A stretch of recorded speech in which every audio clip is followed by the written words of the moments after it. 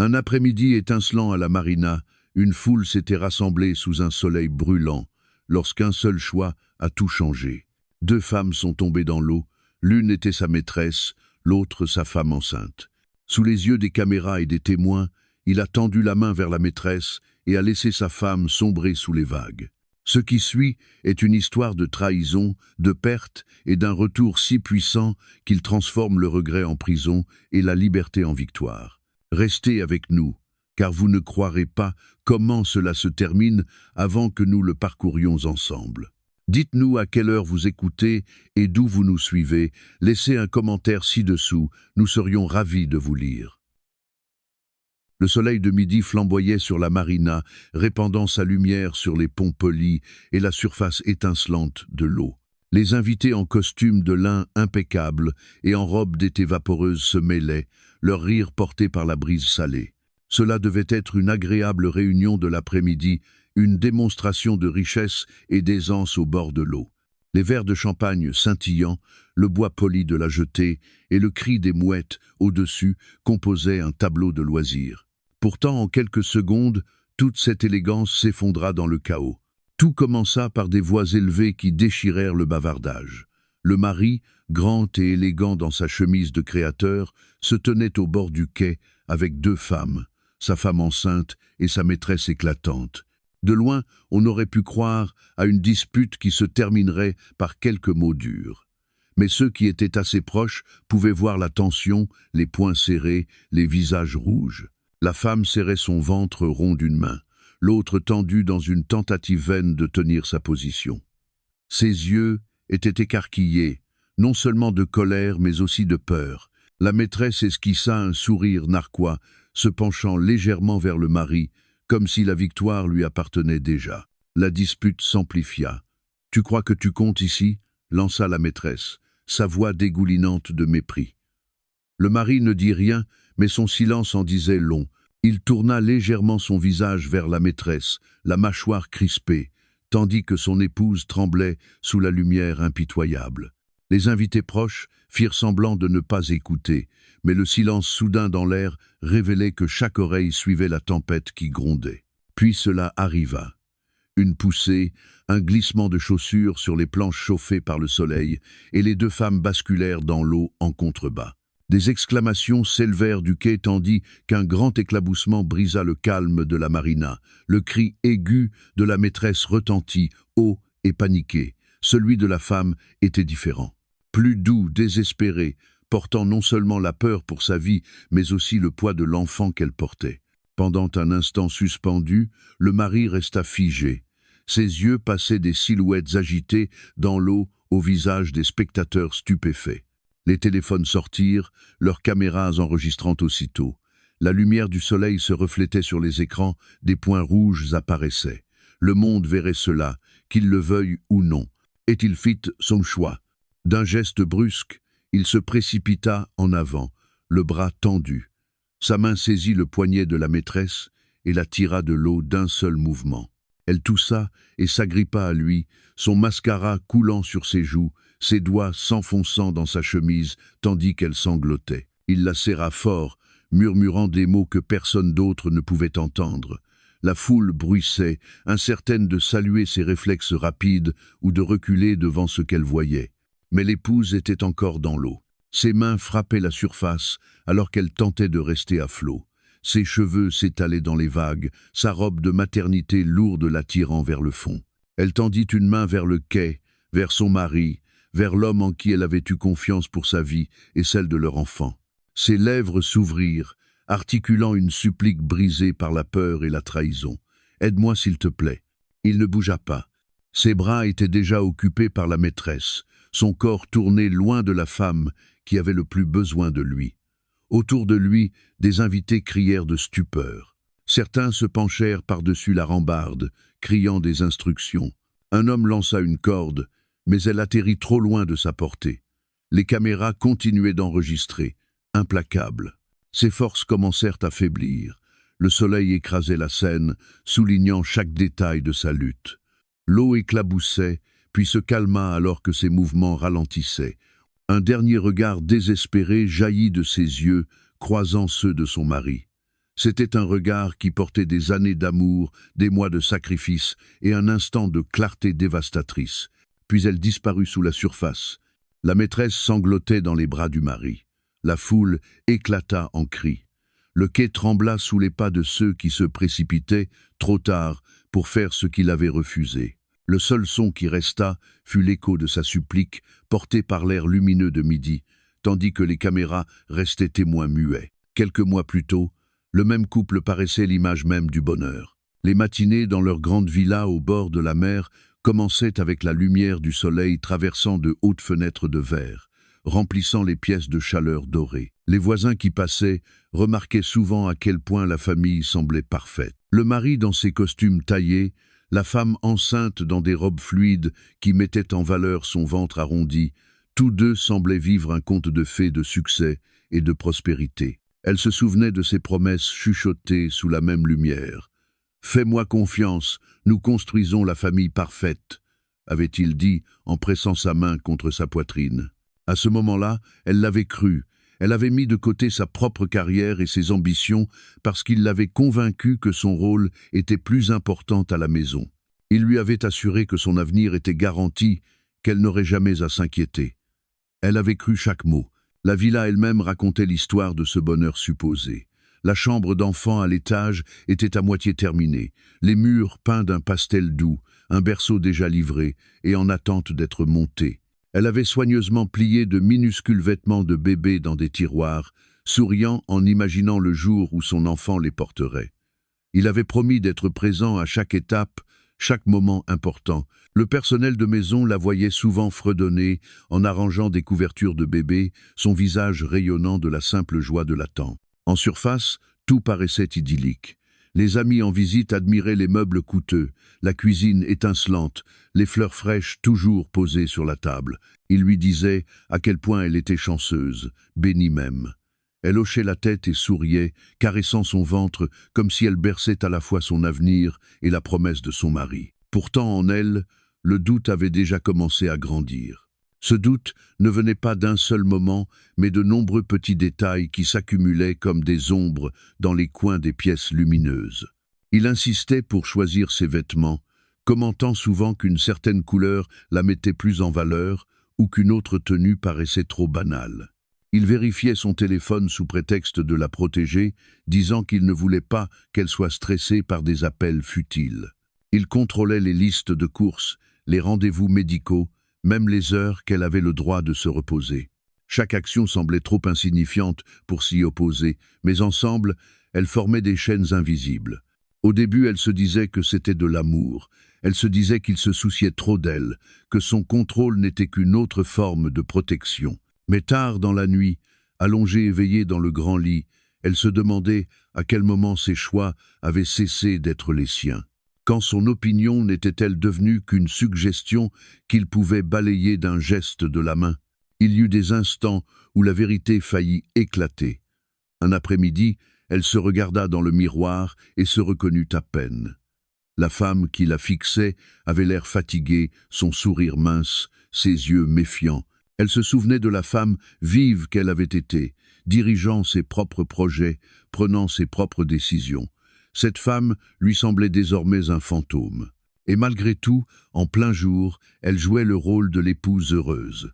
Elle marchait dans la villa avec un doux sourire, répondant aux questions d'amis curieux, feignant de ne pas remarquer combien de fois son mari disparaissait dans des appels trop longs. Quand ils dînaient ensemble, il lui rappelait de se tenir droite, de sourire davantage, de manger moins de sucre pour le bien du bébé. Elle obéissait parce que résister ne menait qu'à des disputes qui la laissaient épuisée. Le monde extérieur voyait la perfection, mais elle sentait les fissures se former sous ses pieds. Chaque matin de lumière qui traversait les fenêtres lui semblait un peu plus dur, révélant la vérité qu'elle s'efforçait de ne pas voir. La vérité ne s'est pas abattue sur elle d'un seul coup. Elle s'est glissée doucement, comme de l'eau qui s'infiltre sous une porte verrouillée, jusqu'à ce qu'elle ne puisse plus l'ignorer. Au début, ce fut le ton de sa voix lorsqu'il répondait au téléphone. Il sortait sur la terrasse en plein après-midi, protégeant l'écran de sa main, ses mots murmurés avec une douceur qu'elle n'avait plus entendue depuis des mois. Un après-midi, Alors qu'elle pliait des vêtements de bébé dans la chambre d'enfant, elle entendit un rire flotter par la fenêtre ouverte. C'était son rire, léger et chaleureux, un son qu'elle avait autrefois attendu avec impatience. Mais cette fois, il portait une autre nuance. La curiosité la poussa à la fenêtre. Elle le vit debout près de la piscine, son téléphone à l'oreille, ses lèvres courbées en un sourire réservé à une autre. Il prononça les mots qu'elle entendait autrefois la nuit. « Tu me manques aussi. Bientôt. Très bientôt. » Son cœur se serra, mais elle se dit qu'elle imaginait des choses.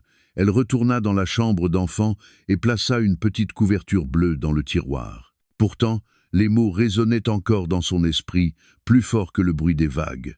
Les jours passèrent, mais les signes se multiplièrent. Ses chemises portaient des traces de parfum qui n'étaient pas les siennes, un parfum trop sucré et trop audacieux pour la vie tranquille qu'elle menait.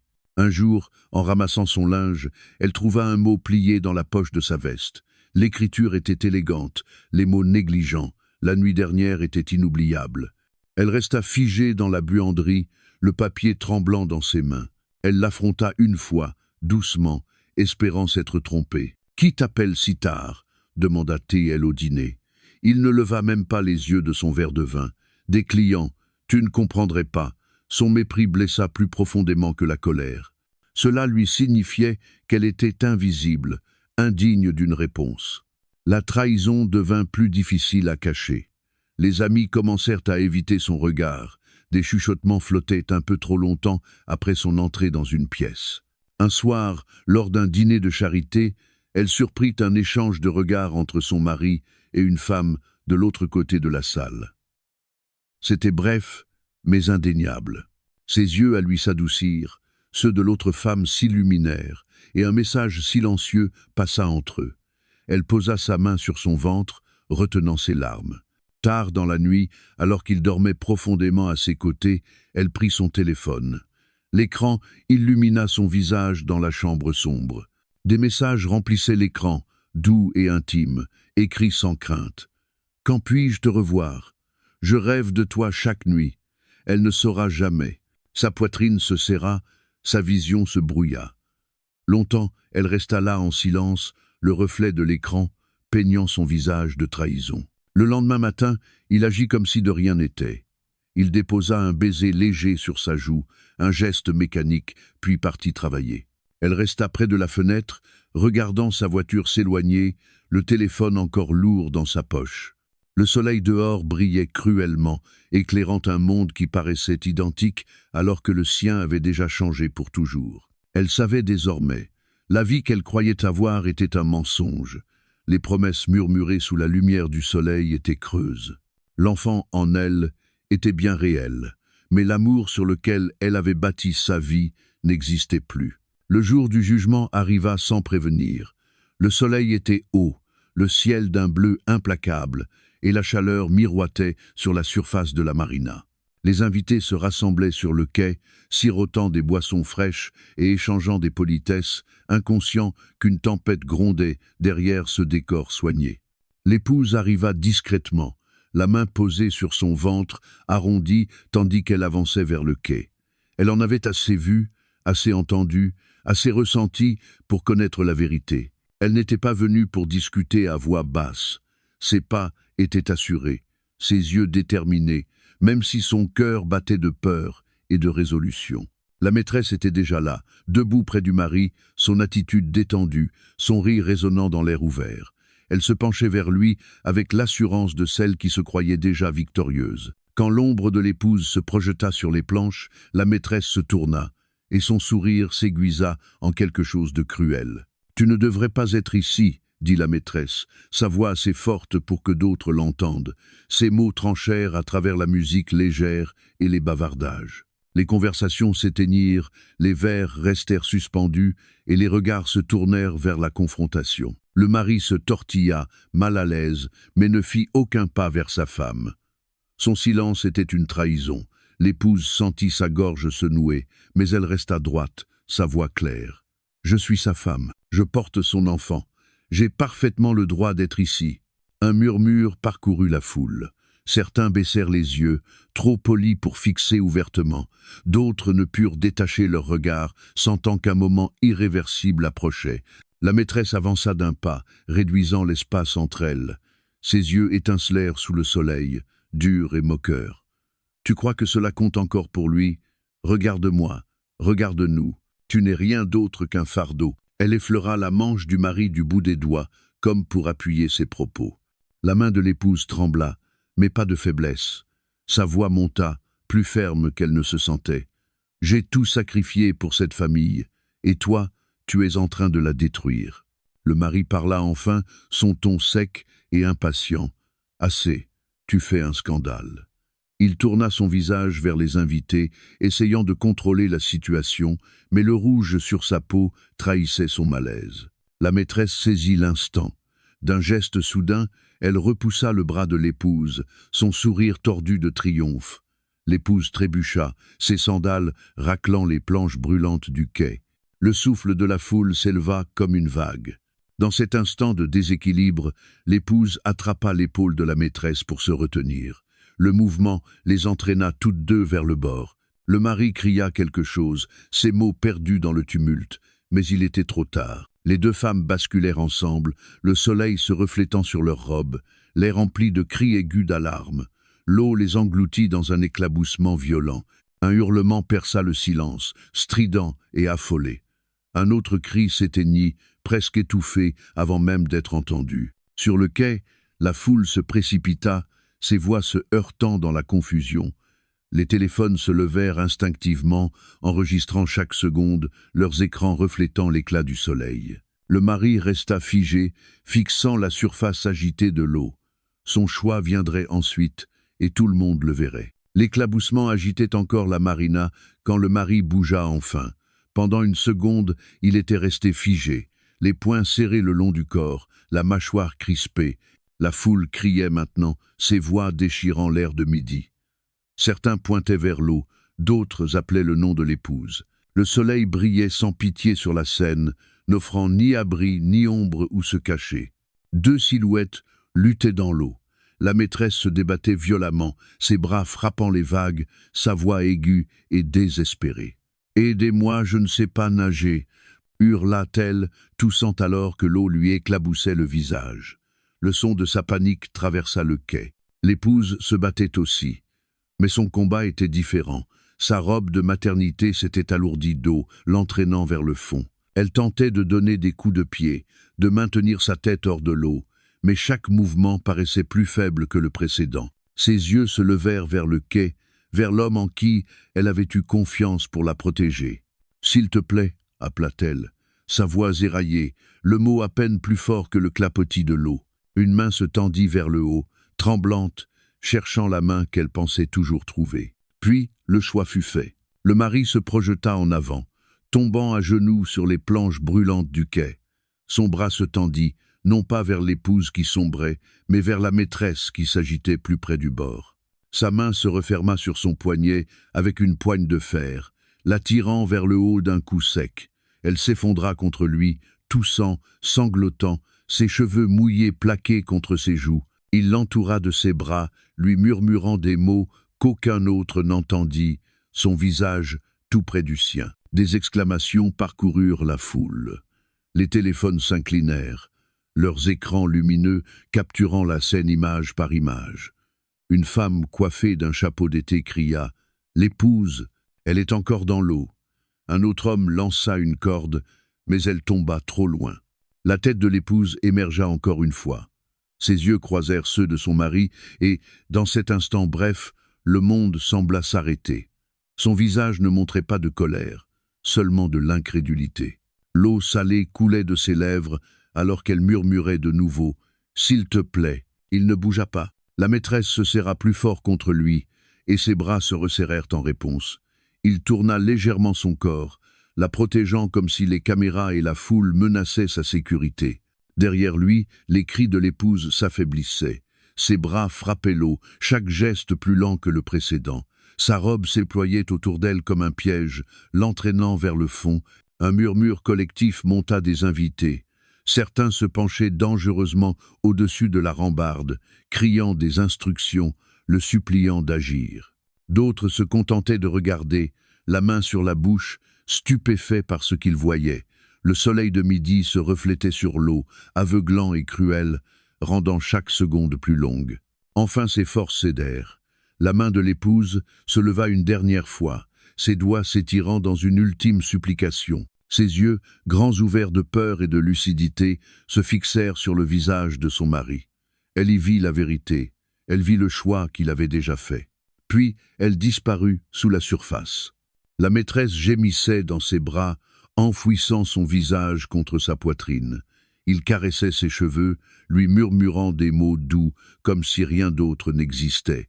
Derrière eux, des voix criaient, des pas martelaient, des cordes étaient lancées encore et encore.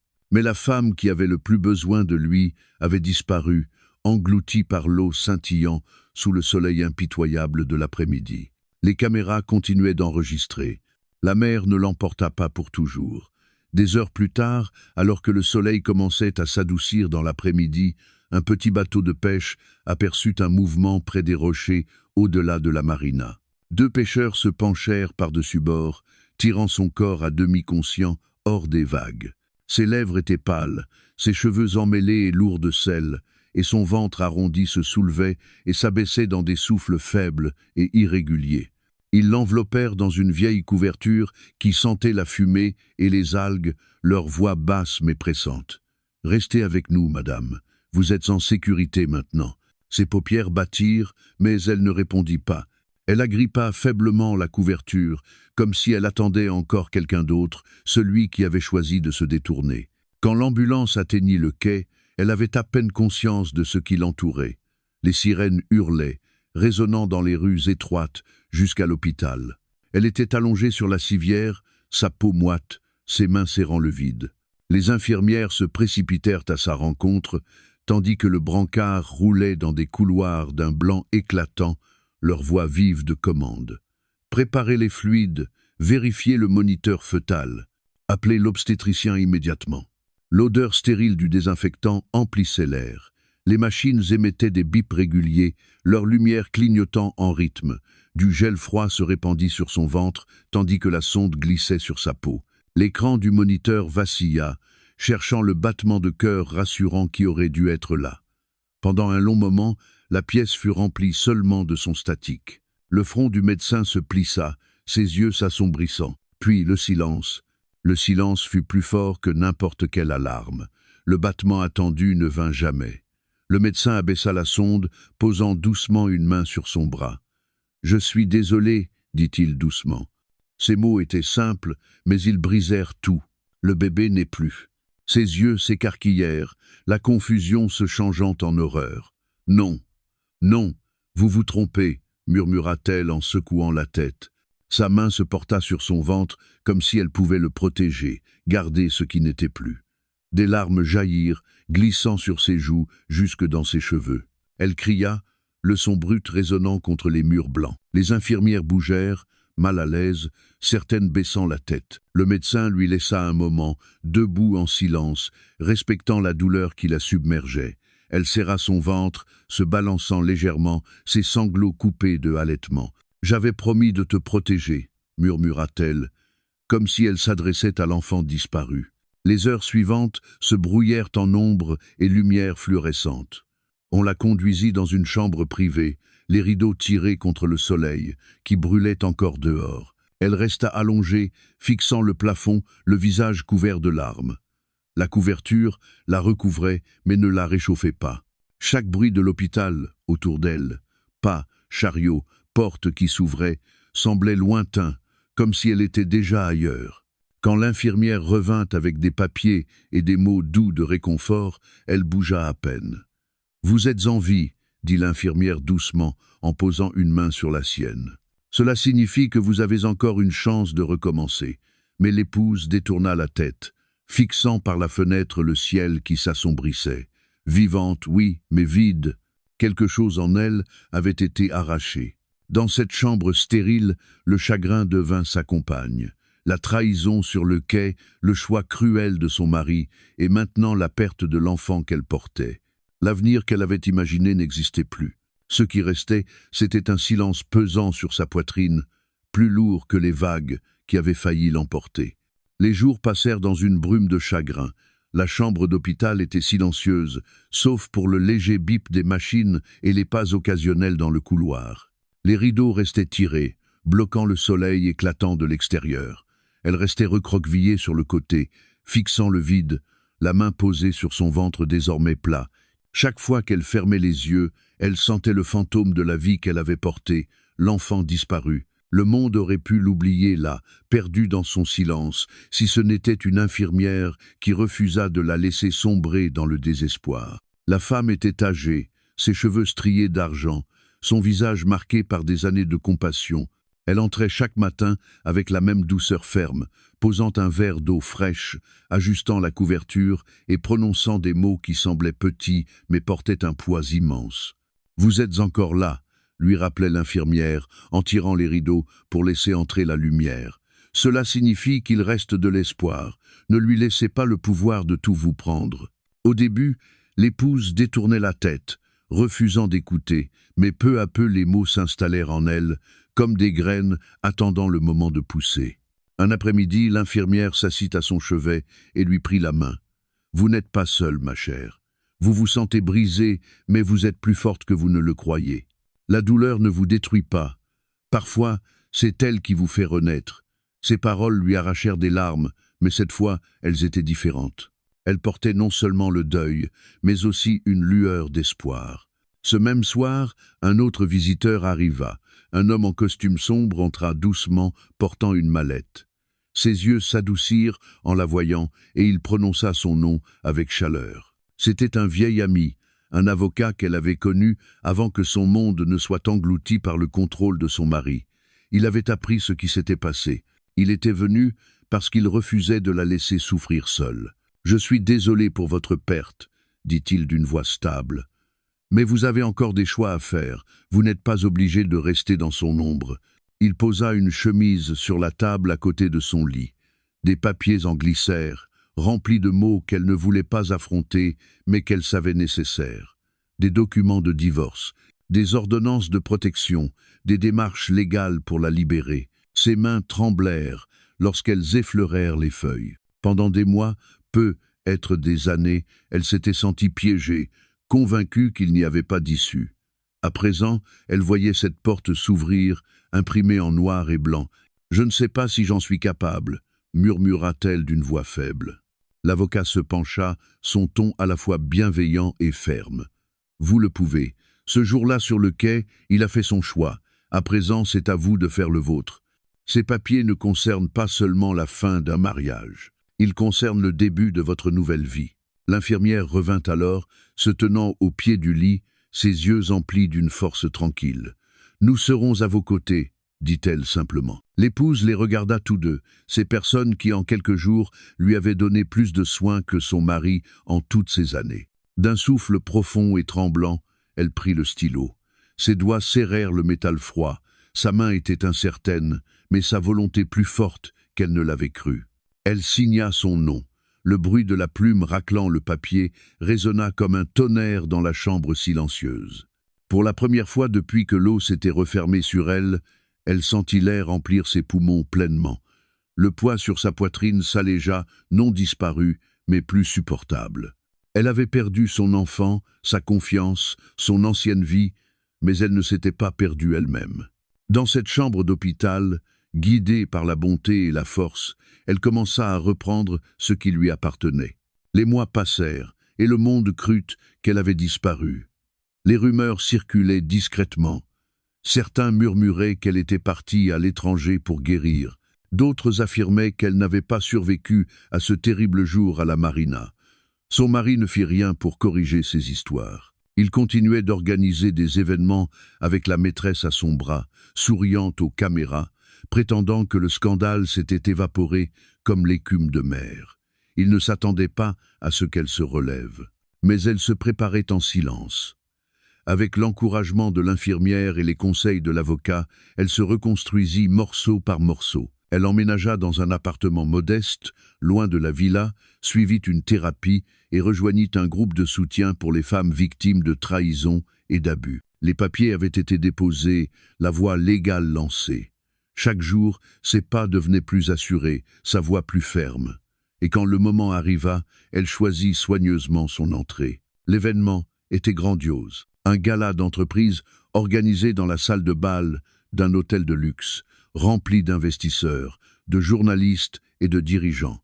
Des lustres de cristal étincelaient au plafond, les caméras crépitaient à l'arrivée du mari, la maîtresse s'accrochait fièrement à son bras.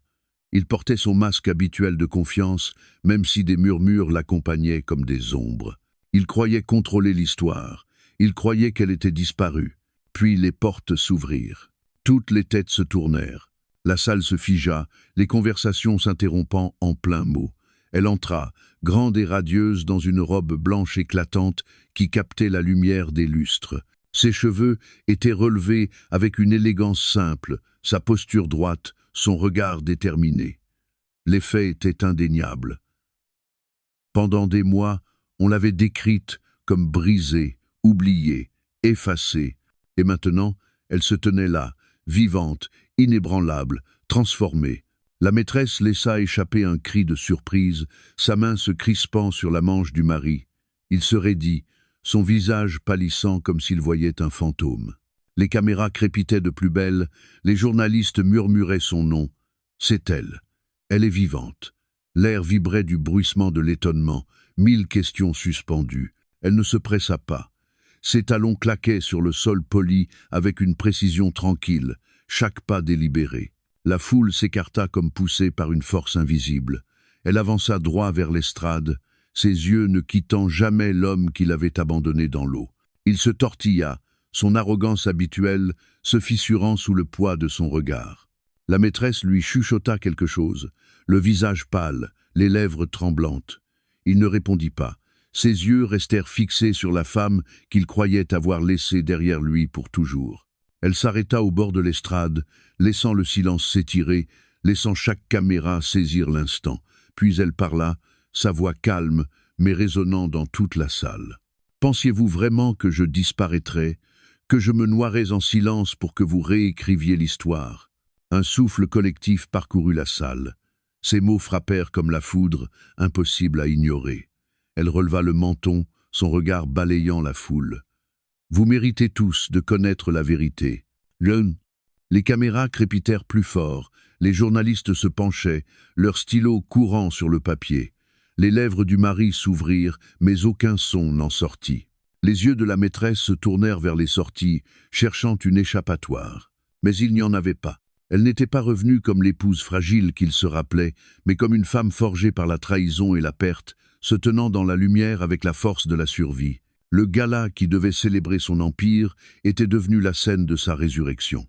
Et tout le monde le savait. La salle de bal resta suspendue dans le silence après ces paroles. Les lustres scintillaient au-dessus, leur lumière crue tombant sur les visages de ceux qui avaient autrefois applaudi le pouvoir du mari. La maîtresse tremblait à ses côtés, son sourire envolé, ses yeux fuyant nerveusement la mer de regards fixés sur eux. Il essaya de redresser sa posture, de retrouver l'autorité qu'il avait portée dans les salles de réunion et les interviews, mais ses mains le trahirent. Elle tremblait le long de son corps. Puis elle leva la main, et tout changea. L'avocat qui l'avait guidé durant des mois de reconstruction s'avança depuis la foule. Dans ses mains, des dossiers et une petite clé USB. Il les posa sur le pupitre avec un soin délibéré. Le son résonna plus fort qu'attendu, comme le coup de marteau d'un juge. Des murmures parcoururent la salle, tandis que les journalistes se penchaient, caméra prête. Elle ouvrit le dossier et montra des photographies. « Celles-ci, dit-elle d'une voix claire, ont été prises la nuit où j'ai failli me noyer. Elles montrent qui il a choisi de sauver et qui il a abandonné. » Des exclamations se propagèrent tandis que les images circulaient de main en main, des clichés extraits de téléphone, le mari tirant la maîtresse sur le quai, la main de l'épouse tendue au-dessus de l'eau, ignorée, la lumière rouge d'enregistrement brillant dans le coin de l'image. Puis vinrent les documents, des relevés financiers portant sa signature. Et ceci prouve où est allé son argent. Des fonds détournés vers des comptes secrets, des cadeaux pour la femme qu'il exhibait comme sa compagne, tandis que son épouse portait son enfant. Sa voix ne tremblait pas. Elle résonnait, nette et tranchante, chaque mot une lame. Le visage de la maîtresse se vida de toutes couleurs. Elle secoua la tête, murmurant « Non, ce n'est pas possible ». Mais les papiers posés devant elle ne laissaient aucune place au doute. Les journalistes crièrent des questions. « Étiez-vous au courant? Depuis combien de temps cela dure-t-il? Qu'avez-vous à dire ?» Des micros jaillirent, leurs embouts noirs pointés comme des flèches vers le visage du mari. Il ouvrit la bouche, mais aucun son n'en sortit. Sa gorge se contracta, ses lèvres bougèrent, mais seul un faible tout-sautement s'échappa. Alors elle porta le coup final. Elle appuya sur un bouton du projecteur. L'écran derrière eux s'illumina d'une vidéo granuleuse mais indiscutable. La marina, le soleil, le chaos, sa voix criant à l'aide. Son bras lui tendu vers la maîtresse. La caméra ne trembla jamais, elle ne mentit pas. La salle de bal explosa. Les investisseurs se tournèrent les uns vers les autres, stupéfaits. Certains repoussèrent leurs chaises, se levant brusquement. Un homme sortit son téléphone, murmurant « Vends tout maintenant ». Un autre secoua la tête avec dégoût. Nous ne pouvons plus être associés à lui. Le pouvoir bascula en un instant. Les contrats se dissolurent d'un simple regard, la confiance se brisa à jamais. Le visage du mari luisait de sueur. Il tenta d'avancer, mais ses jambes fléchirent. La maîtresse s'agrippa à son bras, le suppliant de dire quelque chose, n'importe quoi. Mais le poids des preuves l'écrasait. Chaque regard le jugeait, chaque caméra immortalisait sa chute. L'épouse, autrefois sans voix, se tenait désormais comme la force qui faisait tomber son empire. Elle n'éleva pas le ton, elle ne triompha pas, elle laissa simplement la vérité parler, et la vérité suffisait. Quand la sécurité s'approcha, les murmures s'étaient transformés en cris. Certains réclamaient son arrestation, d'autres exigeaient sa démission. La maîtresse lâcha son bras, comprenant que l'empire auquel elle s'accrochait coulait déjà. Ses talons claquèrent rapidement sur le marbre alors qu'elle fuyait vers la sortie. Il resta là, les épaules affaissées, le visage pâle, les yeux vides. L'homme qui avait autrefois dominé les salles de réunion et les unes des journaux se tenait désormais exposé comme un lâche, un menteur et un traître. Et elle se tenait face à lui, droite, calme, la tête haute. Pour la première fois depuis des années, c'était elle qui détenait tout le pouvoir. La salle bourdonnait de voix, une tempête d'indignation et d'incrédulité. Les journalistes criaient des questions. Les investisseurs se précipitaient vers les sorties, leurs téléphones collés à l'oreille, tentant de sauver ce qui restait de leur fortune. La sécurité attendait, figée, des ordres qui ne viendraient jamais. Au milieu de tout cela, elle restait immobile, sa présence surpassant les lustres au-dessus d'elle et le tumulte autour. Elle regarda le mari, l'homme qui lui avait un jour promis le monde, l'homme qui l'avait laissé se noyer de tant de façons. Il ne pouvait soutenir son regard. Sa tête pendait, ses épaules affaissées, ses chaussures vernies fixées sur le marbre. Il n'était plus la figure confiante qui avait paradé au bras de sa maîtresse. Il était petit à présent, dépouillé de pouvoir, écrasé par la vérité. La salle se calma lorsqu'elle avança vers le micro. Les caméras se tournèrent, leurs voyants rouges allumés. Pendant un battement de cœur, elle laissa le silence durer, le monde retenant son souffle. Sa voix était calme, ferme, inébranlable. « J'ai perdu mon enfant à cause de la trahison », dit-elle. Ces mots parcoururent la salle, clairs et indéniables. Mais je ne me perdrai pas moi-même. Je ne laisserai plus les mensonges me définir. La vérité m'a libéré et elle le poursuivra pour le reste de sa vie. La foule éclata en applaudissements, non pas déchaînés, mais solides et sûrs, comme une vague traversant la salle. Des femmes en robes élégantes essuyèrent leurs larmes. Des hommes secouèrent la tête devant la chute d'un homme qui était tombé si bas. Et au centre de tout cela, elle se tenait droite, son regard brillant. Le mari releva enfin les yeux. Ses lèvres s'ouvrirent comme pour parler, mais rien ne sortit. Sa gorge se serra, sa poitrine se souleva, mais aucun mot ne pouvait défaire ses choix. La maîtresse avait disparu, l'empire s'effondrait, et l'épouse qu'il avait rejetée se tenait comme la seule vérité restante. Le regret marquait son visage, profond et lourd. Il le porterait bien après que les caméras se soient éteintes. Elle quitta le micro. L'avocate la rejoignit d'un signe rassurant. L'infirmière, debout dans la foule, joignit ses mains avec fierté. Ensemble, ils la regardèrent traverser la salle, ses talons claquant sur le marbre, chaque pas une déclaration de liberté. Arrivée aux grandes portes, elle s'arrêta.